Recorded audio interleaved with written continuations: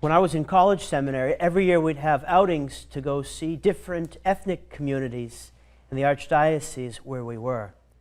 On one of these trips, we went to be with the Korean community, and after the Mass, they had a nice meal for us.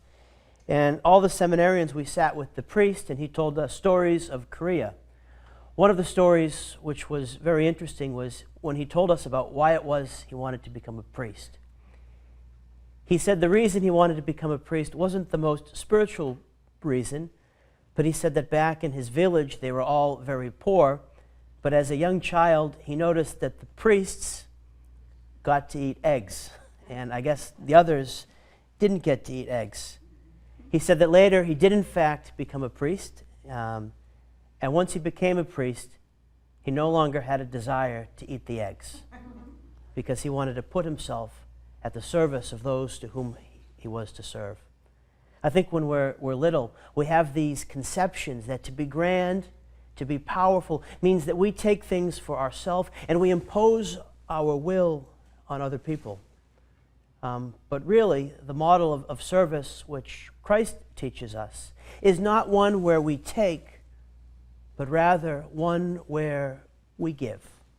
We give of ourselves for the love of others. That priest learned that lesson, and it's a lesson which each of us needs to learn too.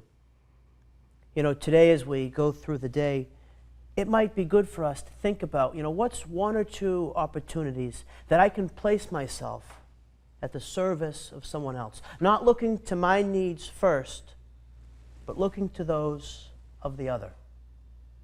Or, if we're not in a position where we're able to do things externally for others, why don't we take a few moments after this Mass, a few moments after we've had our spiritual communion of receiving Jesus, to pray for others who are in need. Not so much to pray for our own wants and desires, but to pray for others first. And when we do this, let us be sure that God receives all of our prayers and that none of our acts of love are ever wasted.